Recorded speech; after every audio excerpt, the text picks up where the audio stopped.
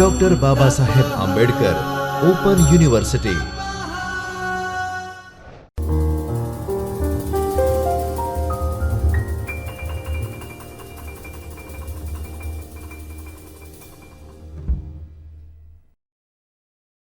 नमस्कार विद्यार्थी मित्रों, doctor Baba Saheb Ambedkar open university के चैतन्य स्टूडियो से इस आभासी कक्षा में मैं प्राध्यापिका पारुल परमार आप सभी का हार्दिक स्वागत करती हूँ।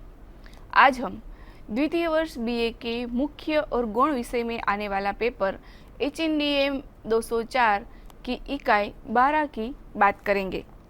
विद्यार्थी मित्रों, इस इकाई में हम हिंदी के प्रसिद्ध कथाकार एवं संस्मरणकार मृदुला गर्ग का सुप्रसिद्ध संस्मरण एक छाया चेहरे से गुजरी जैसे पत्ता खड़का हो का अध्ययन करेंगे। इस इकाई के अध्ययन के बाद आप लेखिका मृदुला गर्ग का साहित्यिक परिचय प्राप्त कर सकेंगे। संस्मरण के रूप में एक छाया चेहरे से गुजरी जैसे पत्ता खड़का हो की विशिष्टता को समझ सकेंगे।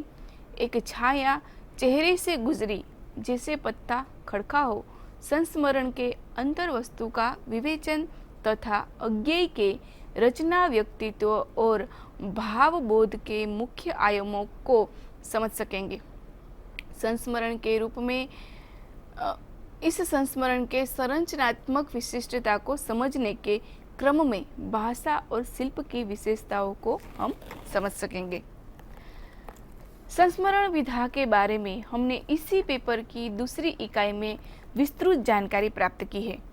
इस इकाई में हम संस्मरण विधा की एक रचना जो मृदुला गर्ग द्वारा रचित है, जिसका शीर्षक है एक छाया चेहरे से गुजरी जैसे पत्ता खड़का हो का अध्ययन करने जा रहे हैं। मृदुला गर्ग ने लगभग आधी सदी से हिंदी कथा साहित्य में अपनी उपस्थिति बनाई हुई है। उनकी रचनाओं में मन के भीतर और बाहर का संवाद निरंतर सुना जा सकता है। स्त्री पुरुष के संबंधों पर केंद्रित उनकी रचनाएं हमें सोचने के लिए विवेश करती है। इस संस्मरण लेख के केंद्र में बिंदु में प्रयोगवादी कविता के प्रमुख कवि और साहित्यकार सच्चिदानंद हीरानंद वात्स्यायन अज्ञेय है। हम इस संस्मरण को पढ़े, समझे और विश्लेषण करें उससे पहले इस संस्मरण के संस्मरणकार यानी कि मृदुला गर्ग के जीवन के विषय में जानकारी प्राप्त करते हैं। मृदुला गर्ग जी का जन्म 25 अक्टूबर 1938 ईस्वी को कोलकाता के एक संपन्न परिवार में हुआ था। पिता बीपी जैन कोलकाता में सेवारत थे।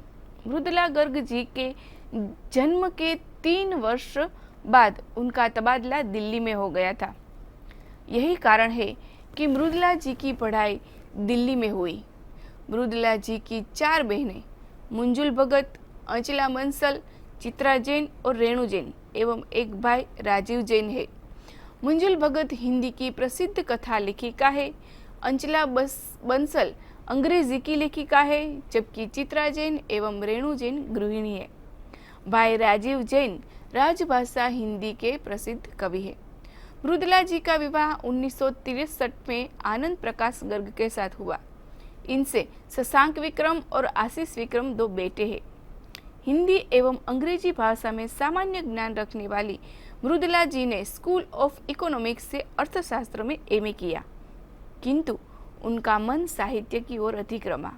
इसका यही परिणाम हुआ कि साहित्य उनके भीतर समा गया और मन में निहित बड़े साहित्यकारों का भय भी समाप्त हो गया। थ्रू द लुकिंग ग्लास नामक कहानी बचपन में पढ़ी तो उन्होंने एहसास हुआ कि दौड़ेंगे नहीं तो ठोर पर खड़े नहीं रह पाएंगे।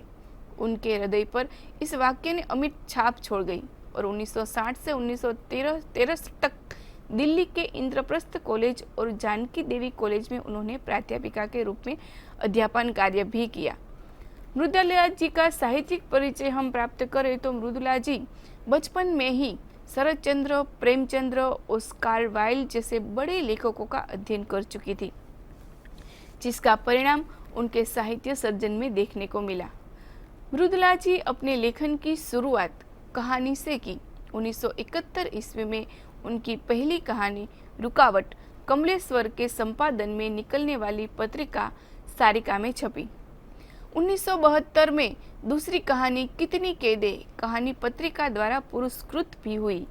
अध्यापन से अपने कार्य जीवन का आरंभ करने वाली मृदुला जी ने उपन्यास, कहानी संग्रह, नाटक, निबंध और संस्मरण आदि विधा पर खूब लिखा है। उनकी अब तक 50 से भी अधिक पुस्तकें प्रकाशित हो चुकी है। इसके अतिरिक्त इंडिया टुडे के हिंदी संस्करण में कटाक्ष नामक स्तंभ भी लिखती है, जो अपने तीखे व्यंग्य के कारण साहित्य समाज में खूब पसंद किया गया। पर्यावरण के प्रति सजग रहने वाली मृदुला जी संयुक्त राज्य अमेरिका की कोलंबिया विश्वविद्यालय में 1990 ईस्वी में आयोजित एक सम्मेलन में हिंदी साहित्य में महिलाओं के प्रति भेदभाव विषय पर व्याख्यान भी दे चुकी है। मृदुला जी की प्रसिद्धि का ही परिणाम है कि अभी तक उनकी रचनाएं जर्मन, फ्रेंच, जापानी और अंग्रेजी सहित अनेक विदेशी तथा भारतीय भाषाओं में अनुदित हो चुकी है। उनकी प्रमुख रचनाएं और उनके कृतित्व की बात करें तो कहानी संग्रह में है कितनी कैदे, टुकड़ा टुकड़ा आदमी, डेफोनिल जल रहे हैं, ग्लेशियर से उर्फ सैम, दुनिया का कायदा, शहर के नाम, चर्चित कहानियाँ, समागम, मेरे देश की मिट्टी, आहा, हरिबिंदी, स्थगित काल, जूते का जोड़, गोभी का तोड़, संगति विसंगति, जिसके 2 वॉल्यूम है, और इसकी संपूर्ण कहानियाँ, 10 प्रतिनिधि कहानियाँ, यादगारी कहानियाँ, स्त्री मन की कहानियाँ, मंजूर नामंजूर, वो दूसरी, हर हाल बेगाने, लोकप्रिय कहानियाँ और वसु का कुटुंब। उपन्यास की बात करें तो उसके हिस्से की धूप, वंशज, चित कोबरा, अनित्य, मैं और मैं, कठगुलाब, मिलजुल मन। नाटक की बात करें हम तो उसमें एक और अजनबी, जादू का कालीन जो एक बाल नाटक है, 3 कैदे, साम दाम दंड भेद। उनके लेख संग्रहों की हम बात करें तो रंग ढंग, चुकते नहीं सवाल, कर लेंगे सब हजम, खेद नहीं है, कटाक्ष। संस्मरण की बात करें तो दीदी की याद में एक महाआख्यान जो लघु उपन्यास सा निबट गया, कुछ अटके कुछ भटके, एक छाया चेहरे से गुजरी, यात्रा संस्मरण, कृतिकार, स्मृति लेख।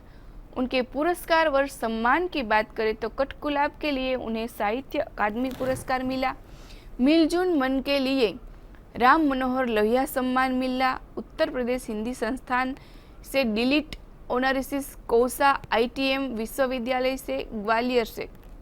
ये था उनका जीवन और उनके कृतित्व के बाद हम एक छाया चेहरे से गुजरी जिसे पत्था खड़काओ संस्मरण की अंतर्वस्तु के बारे में बात करें तो हम संस्मरण के प्रमुख 5 तत्वों के आधार पर उनके अंतर्वस्तु का मूल्यांकन करेंगे, जिसमें पहला है वर्ण्य विषय।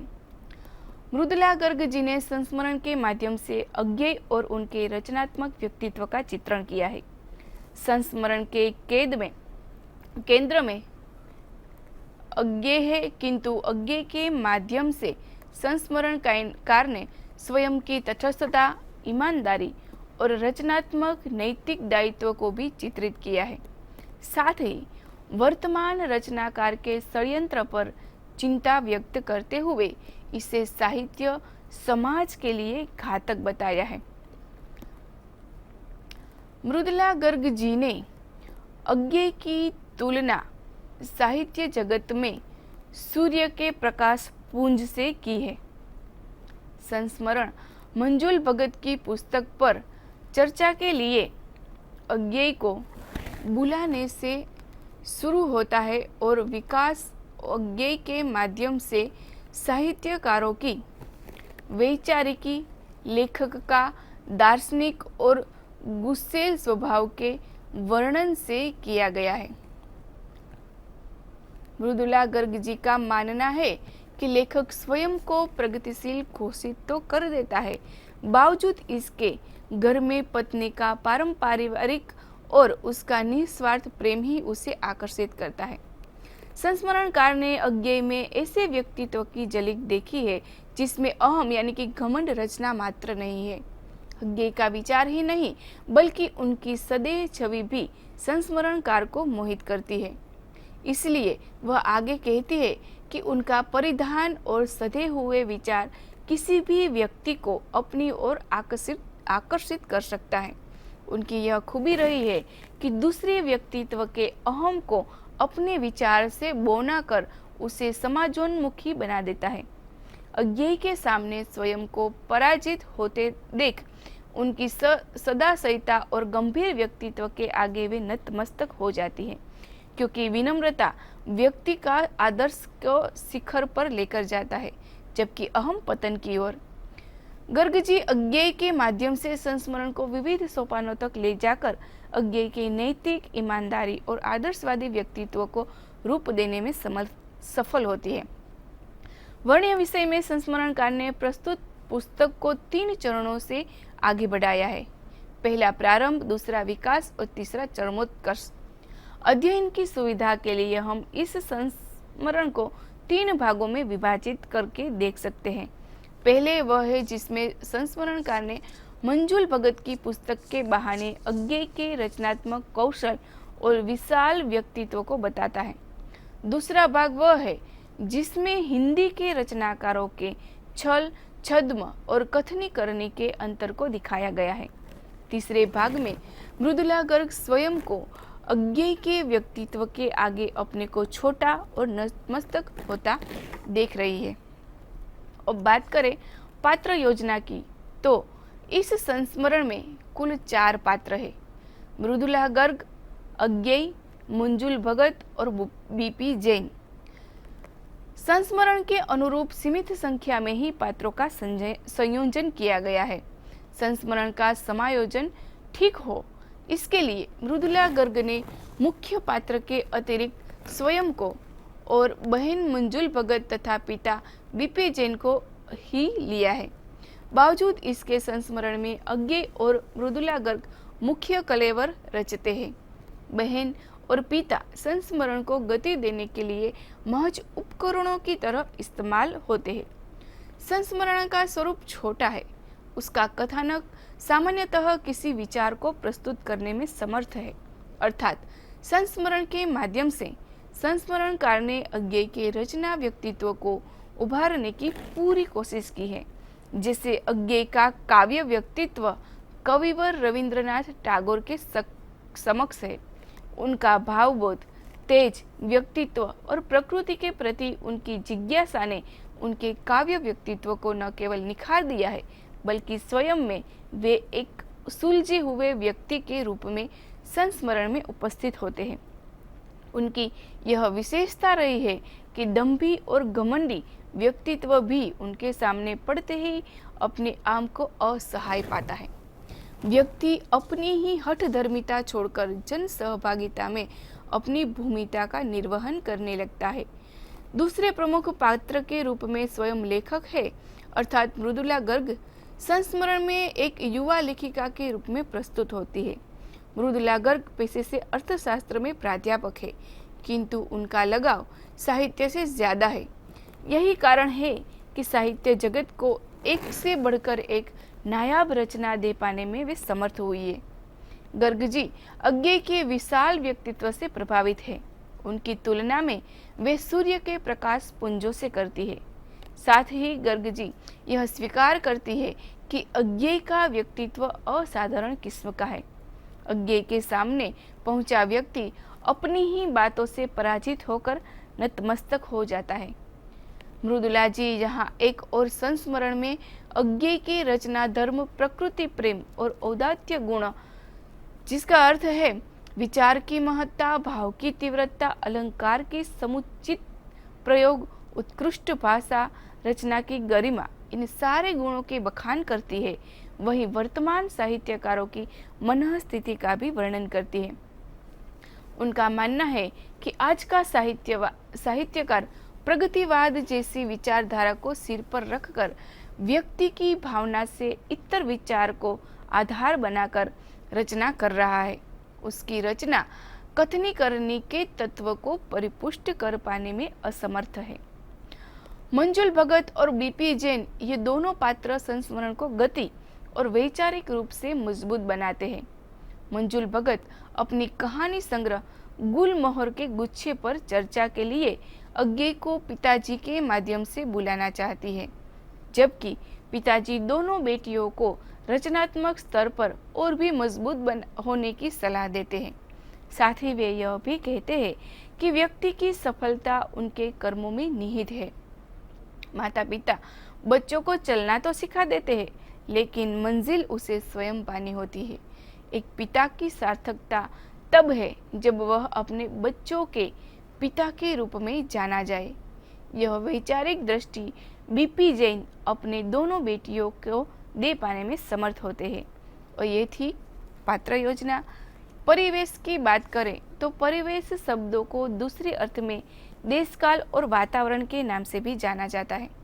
देश का अर्थ है संस्थान और काल यानी कि समय, तथा वातावरण किसी रचना की परिस्थिति से है, चूंकि संस्मरण व्यक्तित्व के आंतरिक भावों का प्रकटीकरण है, इसलिए संस्मरण में परिवेश की विशेष भूमिका होती है। संस्मरण में मंजुल भगत की कहानी संग्रह गुलमोहर के गुच्छे पर चर्चा के लिए स्प्रू हाउस दिल्ली को स्थान के रूप में चुना जाता है। संबंधित पुस्तक पर चर्चा के लिए मुख्य अतिथि अज्ञेय है। अज्ञेय की उपस्थिति संस्मरण के परिवेश को गति प्रदान करती है। मृदुला जी स्वयं अज्ञेय के रचना कौशल से प्रभावित होती है और उन्हें एक आदर्श व्यक्ति के रूप में चित्रित करती है।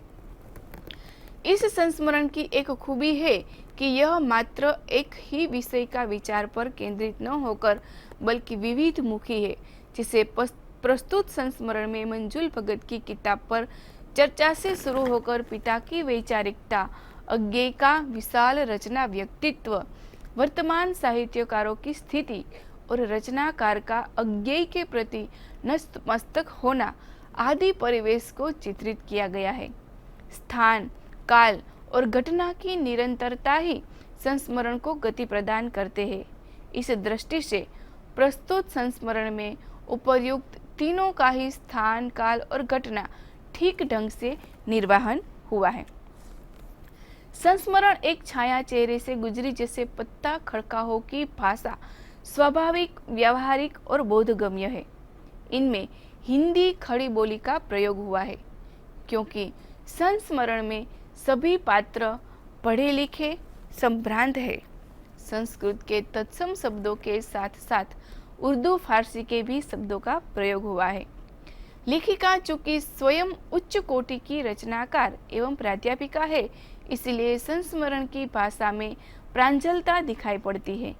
कुल मिलाकर यह कहा जा सकता है कि प्रस्तुत संस्मरण की भाषा आसानी से समझ में आने वाली प्रवाहमयी भाषा है, जो संस्मरण के लिए बिल्कुल उपयुक्त है। शैली का अर्थ है अभिव्यक्ति का तरीका, अर्थात लेखक कहना चाह रहा है वह किस प्रकार कह रहा है। कभी लेखक अपनी बात सीधे रूप में कहता है तो कभी भूमिका बनाकर कहने का तात्पर्य यह है कि लेखक जब यथार्थवादी होता है तो वह अपनी बात यथार्थवादी तरीके से कहता है, किंतु वही जब वह रचना में भूमिका बांधने की कोशिश करता है तो वह आलंकारिक शैली में अपनी बात कहने लगता है। इस दृष्टि से प्रस्तुत संस्मरण में लेखिका ने यथार्थवादी दृष्टि अपनाई है। मंजुल भगत की रचना के बहाने लेखिका ने अज्ञेय की वैचारिकी, उनकी तटस्थता का वर्णन किया ही है, साथ ही पिता की ईमानदारी और नैतिक चारित्र का प्रभाव किस रूप में मृदुला गर्ग पर पड़ता है वो स्पष्टतः दिखाई पड़ता है। हालांकि संस्मरण एक व्यक्ति की कथा होती है, इसीलिए नाटकों की भांति इसकी शैली में बहुत ज्यादा परिवर्तन की गुंजाइश नहीं होती है। इस तरह एक छाया चेहरे से गुजरी जैसे पत्ता खड़का हो संस्मरण में लेखिका ने सफलता पूर्वक विशिष्ट शैली को अपनाते हुए अज्ञेय के कवि व्यक्तित्व के साथ साथ स्वयं का सिंहावलोकन भी किया है। प्रत्येक रचना में रचनाकार का कोई न कोई उद्देश्य अवश्य निहित होता है। उद्देश्य रहित रचना निरर्थक होती है। संस्मरणकार संस्मरण लेखक के माध्यम से आत्मसंतोष तो पाता ही है, इसके साथ ही उसका यह भी उद्देश्य रहता है कि संस्मरण में वर्णित घटनाएं विषय वस्तु पाठकों को प्रेरणा देकर उसके जीवन में नई स्फूर्ति का संचार करती है। इसे दूसरे अर्थ में भी समझ सकते हैं, जैसे संस्मरणकार संस्मरण में उन तत्वों को रेखांकित करता है जो गद्य की अन्य विधाओं में निहित आ पाती है। व्यक्ति या घटना की निजता का संस्मरण में समावेश होता है, जो किन्हीं कारणों से पाठक समुदाय की आंखों से ओझल रहता है। प्रस्तुत संस्मरण एक छाया चेहरे से गुजरी जैसे पत्ता खड़काहो में संस्मरणकार मृदुला गर्ग ने अज्ञेय के निजी जीवन से जुड़े विषयों को चित्रित किया है। कपिला मलिक और अज्ञेय के संबंध विच्छेद से लेकर उनकी पसंद नापसंद, सादगी, वैचारिक दृढ़ता, ईमानदारी और जैनेन्द्र से उनका मनमुटाव आदि विषय को लेखिका ने संस्मरण में चित्रित किया है।